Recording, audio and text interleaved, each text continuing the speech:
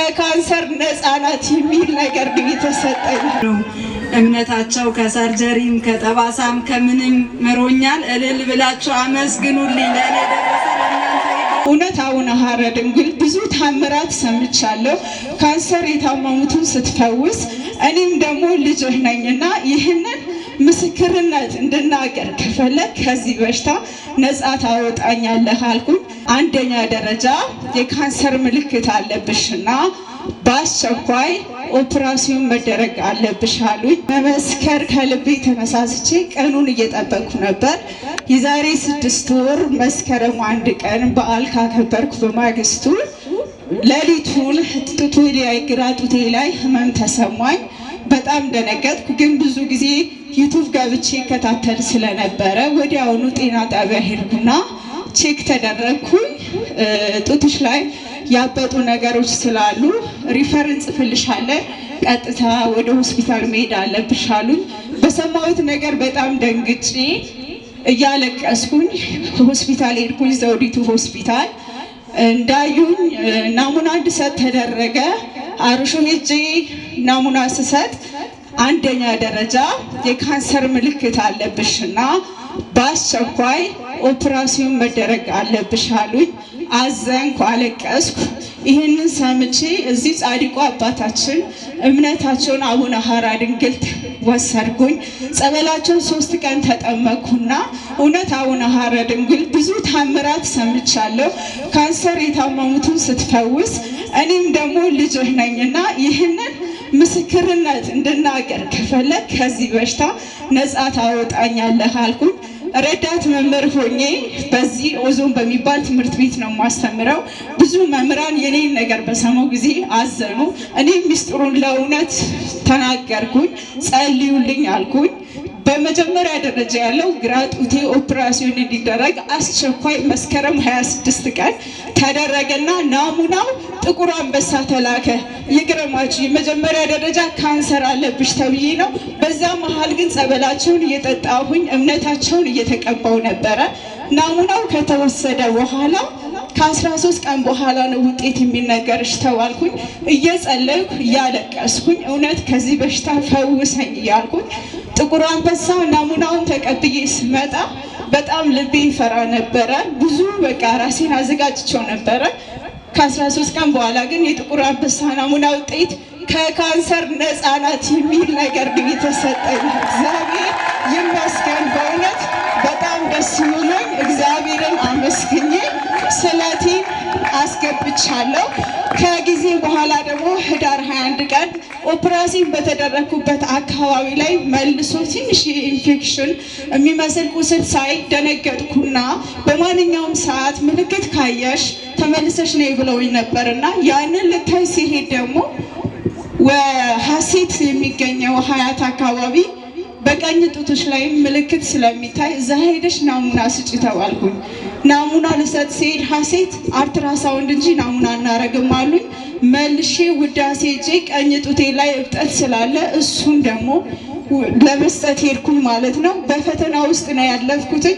እውነት ይሄንን ጡቴን ግራ ጡቴን ነፃ ካወጣኸኝ አቡነ ሐራ ድንግል እውነት ይሄንንም ቀኝ ጡቴን ነፃ ታወጣኛለህ። አሁንም እምነቱን እየተቀባው ተሰፍቼ እያለ ራሱ መልሼ ቀባው ነበር። እምነቱን ጸበሉን እጠጣለሁ። አንድ ወዳጄ ከባለቤቱ ጋር በጣም የተከበሩ ሰው ናቸው፣ አቶ ሞገስ ይባላሉ። የቅዱስ ገብርኤልን ዝክር ይዘክራሉ። እኔም እሳቸው ቤት ሄጄ በማህበሩ ተገኝቼ ለቅዱስ ገብርኤል እባክህን ይሄን የምጸዋው በቅዱስ ገብርኤል የተዘከረውን በልቼ ጠጥቼ ስለቴን ተስዬ ከእሳቸው ቤት ወጣው። እሳቸውም በሰው አስልከው የአቡነ ሐራ ድንግልን 2 ሊትር ጸበልና እምነታቸውን በሰው ላኩልኝ። እሱን ተቀባው፣ ጸበሉን ጠጣው። መስከረም ህዳር 11 ቀን ናሙና የቀኝ ጡቴን ልሰጥ ተላኩኝ ናሙና። አሁንም ቀናቸው አቡነ ሐራ ድንግል ስለነበረ ህዳር 11 ቀን እውነት አቡነ ሐራ ድንግል በዚህ በቀኝ ላይ የተገኘውን እብጠት እጢውን አንተ እንደ ጨው አሟሙተህ አጥፍተህ ነፃ አውጣኝ ብዬ ተሳልኩኝ። በ11 ሰጥቼ በማግስቱ ናሙናውን ተቀብዬ ዘውዲቱ የመጀመሪያ የሚከታተለኝ ዶክተር ጋራ ሄጄ ውጤቱን ይዤ ሲሄድ በሚገርም የእግዚአብሔር ድንቅ ስራ ነው። አሁንም ይሄ እብጠት ኖርማል ነው፣ ከምንም በሽታ ነፃ ነሽ፣ እንዲሁም ከዚህ በኋላ መምጣት አይጠበቅብሽም ብሎ በሰላም አሰናብቶኛል። ዛሬ በመካከላችሁ በደስታ ሆኜ እግዚአብሔርን ያመሰገንኩ ነኝ። ለእኔ ደረሰ ለሁላችሁ ይድረስ። ዛሬ እንደኔ ተጨንቃችሁ በመከራ በጨለማ ውስጥ የነበራችሁ እህቶች ልትኖሩ ትችላላችሁ። እውነት ካመናችሁ ከዚህ ሁሉ በሽታ ጻድቁ አባታችን በተሰጣቸው ቃል ኪዳን ስለሚፈውሱ ዛሬ እግዚአብሔር ትልቅ ነገር አድርጎልኝ በህይወቴ ስራ እንኳን ባቋርጥ ሌላ ስራ እንድሰራ እንኳን ባልጠበኩት ሰው እርዳታ ተደርጎልኝ ሱቅ ልከፍት ነው። እግዚአብሔርን አመስግኑልኝ። ጌታ ለኔ እንደደረሰ ለእናንተ ይድረስላችሁ። አቡነ ሐራ ድንግል ልመሰክር ነው የመጣሁት። የዛሬ ዓመት አካባቢ አሞኝ ነበር፣ አንጀት ቁስለት ተብዬ ሆስፒታል ሰርጀሪ እናረግሻለን ብለው እዚህ ነው በጸበላቸው የዳንኩት።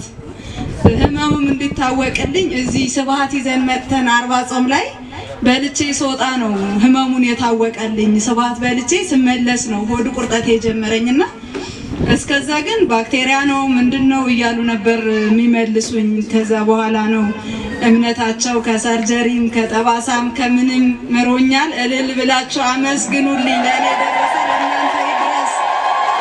በእውነት እኔ ታምሜ ከዚህ ቤተክርስቲያን ሰሞኑ ቀርቻለሁ። ታምሜ አስም ተብሎ ትላንትና በአጋጣሚ እኔ አማኑኤል ማስቀድሰው ብዬ አማኑኤል መጣሁ አስቀደስኩና ወደ ቤቴ ሲሄድ አቡነ ሐራ መግባታቸውን ጽላታቸውን አልሰማሁም። እዚህ ስለማልመጣ ስለታመንኩ ማለት ነው።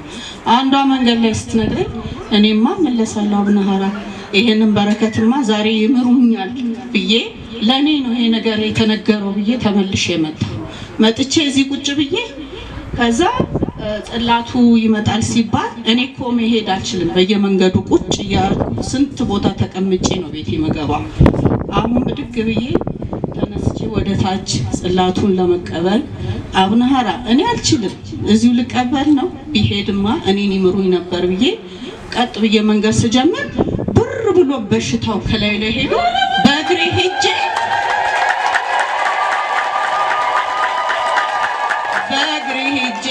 ጽላቱን ይዤ እዚህ መጣሁ። ቅልል ብሎኝ እቤቴ ገባሁ። አቡነ ሐራ ድንግል እስከ መጨረሻው በምህረቱ ያስበኝ፣ ለስጋ ወደሙ ያብቃኝ። ብዙ ፈተና አለብኝ ቤተሰቦቼ።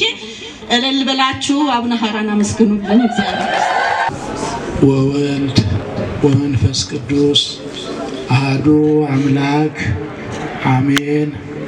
ክቡር አባታችን መላከ ሰላም ናኩቶ ለአብ አያሌው ቆሞስ የዚህ ታላቅ ደብር አስተዳዳሪና የዚህ ሕዝብ የመንጋው ጠባቂ ክቡር አባታችን መላከ ሰላም አበበ የካ አቡነ ተክለ ሃይማኖትና መድኃኔዓለም ቤተክርስቲያን አስተዳዳሪ፣ የአድባራትና ገዳማት አስተዳዳሪዎች፣ ሊቃውንተ ቤተ ክርስቲያን፣ ክቡር የዚህ የደብራችን ዋና ጸሐፊ፣ በዚሁ ቅዱስ ስፍራ በእግዚአብሔር ቸርነት በጻድቁ ልጃ የእግዚአብሔር ፈቃዱ ሆኖ ወደዚህ ቅዱስ ስፍራ ተጠርታችሁ የመጣችሁ ምእመናንና ምእመናት፣ ወንድሞችና እህቶች እንዲሁም ሕፃናት በአጠቃላይም የእግዚአብሔር ቤተሰቦች እንደምን አረፈዳችሁ? እንደምን እስከዚህ ሰዓት ደረሳችሁ? ለዚህ ሰዓት ያደረሰን የጻድቁን በረከት ለመቀበል ያበቃን በጻድቁ ቃል ኪዳን ዋጋ እንድናገኝ የረዳን አምላካችን እግዚአብሔር ክብር ምስጋና ይግባው። እልል ብላችሁ አመስግኑ። ጌታችን አምላካችንና መድኃኒታችን ወልደ እግዚአብሔር ኢየሱስ ክርስቶስ በማቴዎስ ወንጌል ምዕራፍ 10 ቁጥር 41 ላይ ዘተወክፈ ጻድቀ በስመ ጻድቅ አስበ ጻድቅ ይነስ፣ ብሎ አስተምሮናል።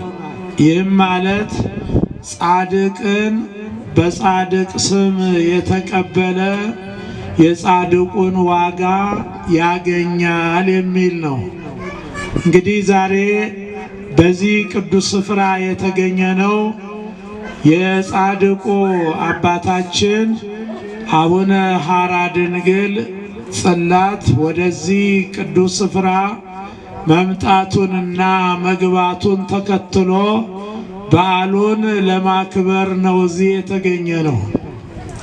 ጻድቁ አቡነ ሐራ ድንግል ሀገራቸው ኢትዮጵያ ነው።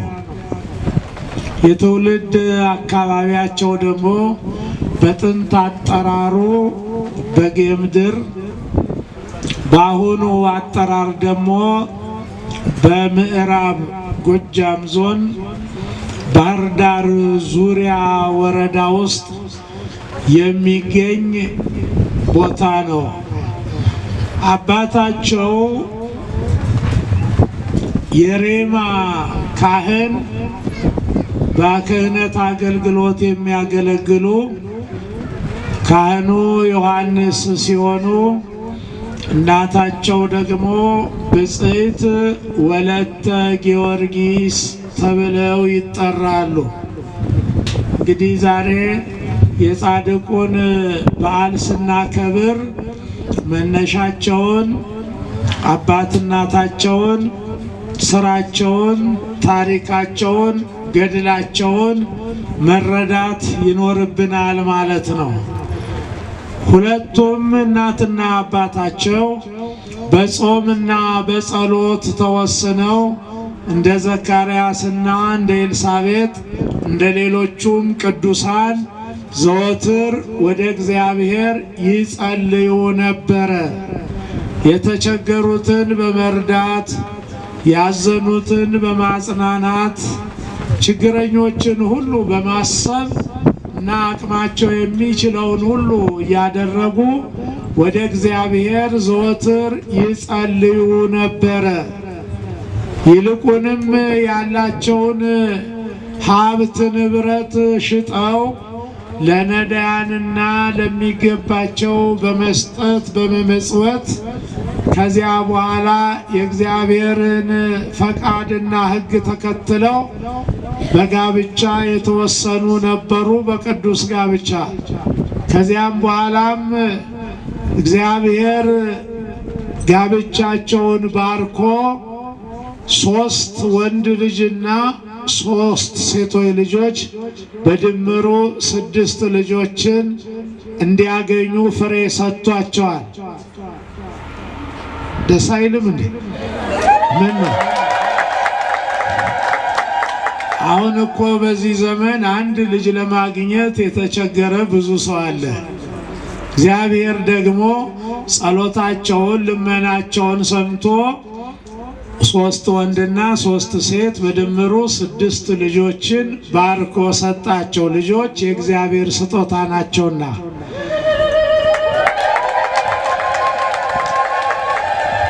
ከ3ቱ ወንዶች ልጆች አንዱ ዛሬ መታሰቢያ በዓላቸውን የምናከብረው ጻድቁ አቡነ ሐራ ድንግል የተወለዱት በ1534 ዓመተ ምህረት ጥቅምት 19 ቀን የመልአኩ የቅዱስ ገብርኤል በዓል ዕለት ነው። ከዚያ በኋላ 40 ቀን በሆናቸው ጊዜ ወደ ቤተ ክርስቲያን ወስደው ክርስትና ዛሬ እንደምናስነሳው ክርስትና ሲነሱ ስመ ክርስትናቸውን ካህኑ ሐራ ድንግል ብሎ ሰየመ። ሐራ ድንግል ማለት የእመቤታችን አገልጋይ፣ ሌላውም ብዙ ትንታኔ እንዳለው ቅድም ተምራችኋል። ከዚህም የተነሳ ሕፃኑን ሐራ ድንግልን በጥበብና በትምህርት ቤተሰቦች በአግባቡ እያስተማሩ ዕውቀትን እንዲገበዩ እያደረጉ አሳደጉ። እያሳደጉ ባለ ጊዜም እግዚአብሔር አስቀድሞ ጸጋውን አሳድሮ መርጧቸዋልና ትምህርትን በአግባቡ ከተጠቀሙ በኋላ በዚሁ እያሉ የባሰውን ትምህርት ለማስፋት ከአካባቢያቸው ተለይተው ወደ ምድረ ግራሪያ ደብረ ሊባኖስ ገዳምን አካባቢ የሚመለከት ነው። ወደዚያ ጠፍተው ሄዱ፣ ከቤተሰብ ከሀገር ተለይተው። ምክንያቱም ስለኔ ሁሉን የተወ 100 እጥፍ ይቀበላል ብሎ ጌታችን ኢየሱስ ክርስቶስ ነግሮናልና በዚያ መሰረት ወደዚያ ሄዱ። በዚህ ጊዜ ቤተሰቦቻቸው ቤተዘመዶቻቸው ሄደው ካሉበት ፈልገው አገኟቸውና ወደ አካባቢያቸው ለምነው ማልደው መለሷቸው። ተመልሰውም በዚያ እያሉ ወላጆቻቸው እድሜያቸውም እየሄደ በዲቁና ክህነት ስልጣን ተቀብለው ከአባታቸው ከካህኑ ዮሐንስ ጋር አቡነ ሐራ ድንግል ደግሞ በዲቁና አብረው በሬማ መድኃኔ ዓለም ቤተክርስቲያን አብረው ያገለግሉ ነበር። የአባታቸውን ፈለግ ተከትለው የቅዳሴ አገልግሎት ሥራ እየሰሩ በዚያ አገልግሎት በመስጠት ቆይተዋል። ከዚያም በኋላ እንዲሁ እያገለገሉ ሳሉ ወላጆቻቸው እናታቸውም አባታቸውም ከዚህ ዓለም አለፉ። እንግዲህ ወላጅ እናትንም አባትንም በአንዴ ማጣት ምን ያህል ጉዳት እንደሚያመጣ ታውቃላችሁ። ነገር ግን ፈቃድ እግዚአብሔር ነውና እናትና አባታቸው በዚያ ሲያርፉ ከዚህ በኋላ ምን አለ ወደሚበልጠው ወደሚልቀው ራሴን መወሰን አለብኝ ብለው በ40 ዓመታቸው በሬማ ቆሞስ መነኮሱ። ከዚያም በኋላ መንኩሰው ሳለ በዚሁ አገልግሎት እየሰጡ ይልቁንም ዛሬ በርካታ ከመላው ዓለም የሚመጡ ምዕመናን የሚማጸኑበት ጸበላቸውና በሕይወተ ሥጋ ሳሉ ያፈለቁት ጸበልና ከረፍታቸው በኋላም ያረፉበት ምድር ቦታው መቃብሩ ዕለት ዕለት ብዙ ተአምራት ወደሚሰራበት ከቁስቋም ጀምረው እስከ ገዳመ ወንያት ድረስ በ7 መጥረቢያ መንገድ እየጠረጉ እንግዲህ ዛሬ እንደምታዩት እንደ የተገለጠ መሬት አይደለም። ጥንት ጫካው ደኑ በጣም የተጠቀጠቀ መሄጃ የሌለው ነበርና በ7 መጥረቢያ ማለት 7 ሰው በሚቁት አድርገው ከቁስቋም እስከ ገዳመ ወንያት ድረስ መንገድ እንዲወጣ አደረጉና ገዳመ ወንያት ላይ ገዳም መሰረቱ። ምናልባት ከዚህ ውስጥ ሄዳችሁ ልትኖሩ ትችላላችሁ። ያልሄዳችሁም ደግሞ እግዚአብሔር ባለ ጊዜ እዚሁም መተውላችኋል ጻድቁ እና ገዳመ ወንያት ተብሎ የሚጠራው በጣም ረጅም ዕድሜ ያለው በባህር ዳር ዙሪያ ወረዳ ውስጥ የሚገኝ የጻድቁ አባታችን የአቡነ ሐራ ድንግል ትልቁና ዋናው ገዳም ነው። ያን መስርተው በምናኔ እዚያ ሲቆዩ እድሜያቸው 90 ዓመት ደረሰ። እንግዲህ እግዚአብሔር በሕጉ በቃሉ ለጸኑ ሰዎች ምን ያህል የዕድሜ ባለጸጋ እንደሚያደርግ ከዚህ ልንማር ይገባል። ከዚያ በኋላ በዚያ ጊዜ እግዚአብሔር ቃል ኪዳን ሰጣቸው። በዓልህን የሚያከብር በአንተ በዓል በሚከበርበት ጊዜ ለተራበ ያበላ፣ ለተጠማ ያጠጣ፣ ነዳያንን የመጸወተ የታረዘውን ያለበሰ ቆርሶ ያጎረሰ መጽሐፈ ገድልህን ያነበበ የሰማ ያሰማ የተረጎመ ያደመጠ ያንንም ሰምቶ ደግሞ ለሌላውም እንዲሁ አድርጎ ሂዶ ያንን የሚናገር የሚያስረዳ በገድል በቃል ኪዳን የታመነ በዓልህ በሚከበርበትና ስምህ በሚጠራበት ቦታ ሁሉ ለቤተ ክርስቲያን የሚያስፈልገውን መባ ማለትም ንዋየ ቅድሳቱን፣ አልባሳቱን፣ ጧፉን፣ ዕጣኑን፣ ዘቢቡን፣ መገበሪያውን ይህን ሁሉ የሰጠ የሚሰጥ በዓልህም በሚከበር ጊዜ ለበዓሉ ማክበር በተለያየ ስራ ወጥ በመውጣት በመውረድ ሳር አጭዶ በመጎዝጎዝም ዝክር አዘጋጅቶ ነዳያንን በመመገብም በማዘከርም ይሄንን ሁሉ የሚያደርገውን በዚህ ሁሉ የተሳተፈውን የተራዳውን ሁሉ ከግዞት ከስቃይ ከገሃነመ እሳት ከማንኛውም ከስጋዊና ነፍሳዊ ግዞት ነፃ አወጣልሃለሁ 7 ትውልድም ድረስ ደግሞ ምሬልሃለሁ አለ እግዚአብሔር።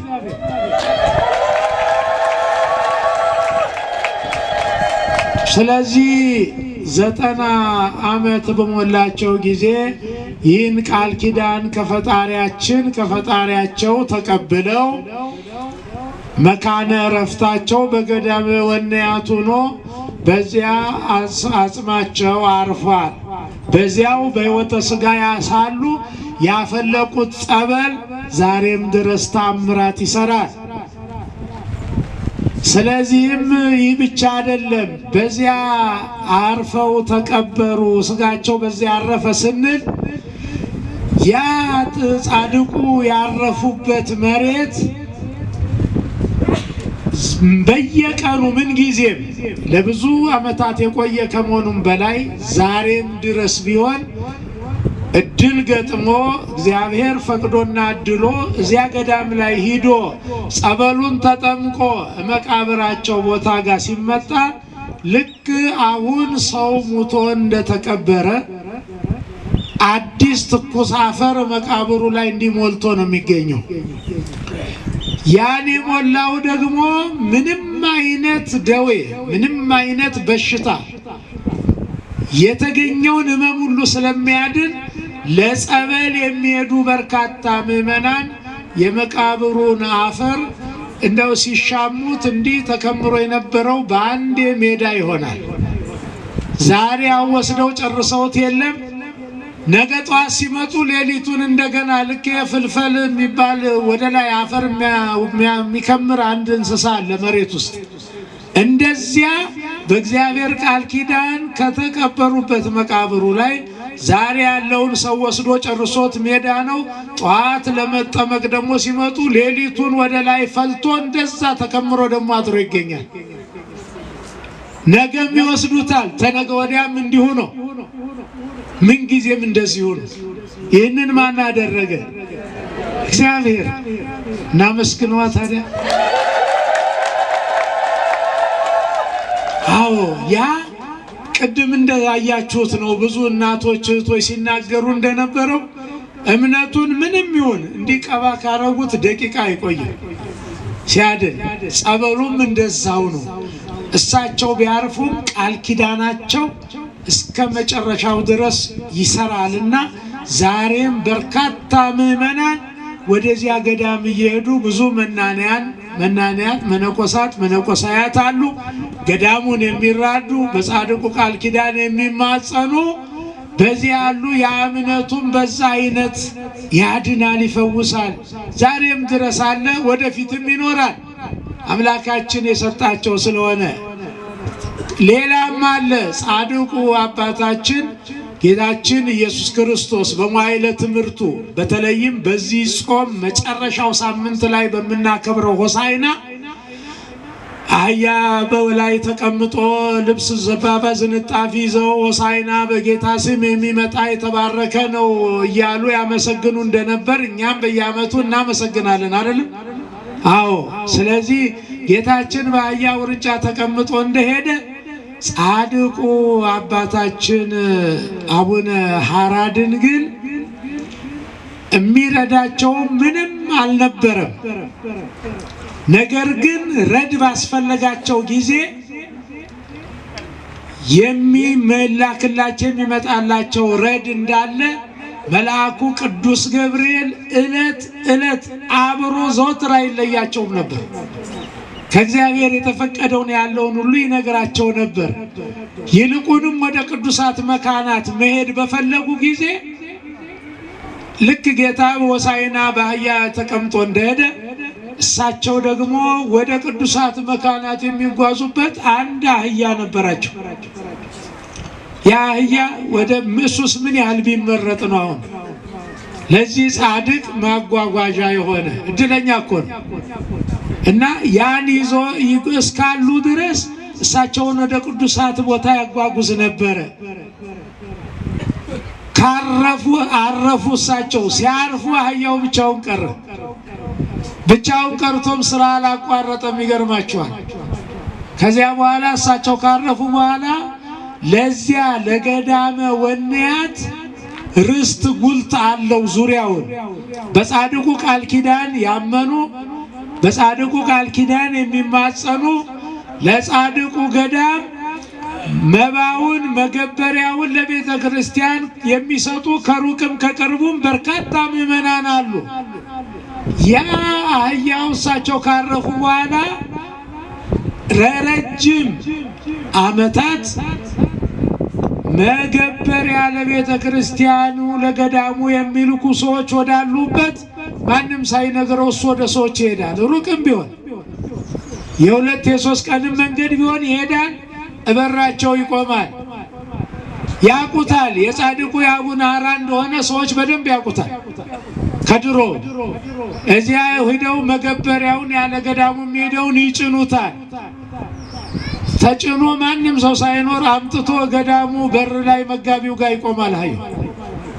አምጥቶ እንዲያደረገ ገዳሙን ሲያገለግል ለብዙ ዘመናት ኑሮ በዚያው እንዳረፈ የገዳሙ አባቶች ምስክር ናቸው። እንግዲህ እኔና እናንተ አሁን ዛሬ ከጻድቁ ምንድነው የምንማረው? ጻድቅን በጻድቅ ስም የተቀበለ የጻድቁን ዋጋ ያገኛል። ጌታ በማይታበል ቃሉ ይሄን ነግሮናል። ይሄን ሲለን ስለ አምላከ እንጦንሶ መቃርስ፣ ስለ አምላከ ተክለ ሃይማኖት፣ ስለ አምላከ አቡነ ገብረ መንፈስ ቅዱስ፣ ስለ አምላከ አቡነ ሐራ ድንግል ብለን ስንለምን ለነዚህ ቅዱሳን በተሰጠው ቃል ኪዳን ዋጋ በረከት እናገኛለን። የጻድቁን ዋጋ ይወስዳል ማለት ይሄ ነው። በጻድቁ ስም ያበላን ያጠጣን እንደሆነ የመጸወትን እንደሆነ ለቤተ ክርስቲያን የሚገባውን በጻድቁ ስም ያደረግን እንደሆነ ብዙ ዋጋ እናገኛለን። የጻድቁን ዋጋ ይወስዳል ማለት በተሰጠው ቃል ኪዳን ምሕረት ቸርነት እናገኛለን። ጧፉን ዕጣኑን ለቤተ ክርስቲያን ስናመጣ ያ ሲያርግ ሲቀደስበት ሲወደስበት ዕጣኑ በቅዱሳን መላእክት ከቅዱሳን ጸሎት ጋር ቅድመ እግዚአብሔር ሲያርግ ዋጋ በረከት እናገኛለን። ይህንን አይነት የሚሰሩትን ከስጋዊም ከነፍስም ከማንኛውም ስቃይ እምርልሃለሁ። ይልቁንም ከነሱ አልፎ 7 ትውልድ ድረስ ለዘመዶች ለግንድ ሐረግ ላሉ ለዘመዶች እስከ 7 ትውልድ እምርልሃለሁ። መጽሐፍ በአንድ ለብዙ በብዙ ለአንድ መናገር ልማዱ ነው። ለምሳሌ የመጀመሪያው ሰው አዳምን ነው። ዕፀ በለስን የነካ እንደሆነ ትሞታለህ አለው አይደለም? አሁን እኛ እዚህ ያለነው ትሞታላችሁ ተብለናል? አልተባልንም። የተነገረው ለአዳም ነው፣ ለአንዱ። ለምን እሱ ብቻ ሞቶ አልቀረም? ግን በትውልድ በአንዱ ለብዙ ስለሚነገር ነው። ስለዚህም እምርልሃለሁ ሲል እምርልሻለሁ፣ እምርላሻለሁ፣ እምርላችኋለሁ ማለት ነው። ስለዚህ ታዲያን እኔና እናንተ ምሕረት ለማግኘት በቃል ኪዳን በጻድቁ ቃል ኪዳን ለመጠቀም በረከት ለማግኘት ምን ያህል ተዘጋጅተናል? ምን ያህል ዝግጆች ነን? ጧፉን ዕጣኑን መባውን ለቤተ ክርስቲያን በእርግጥ እየሰጠን ነው። ግን እየሰጠንም ቢሆን ምንም አላደረኩም፣ ይሄማ ምንድነው ገና በቂ አይደለም፣ ከዚህም በላይ መስራት አለብኝ ብለን እንድናስብ ያስፈልጋል።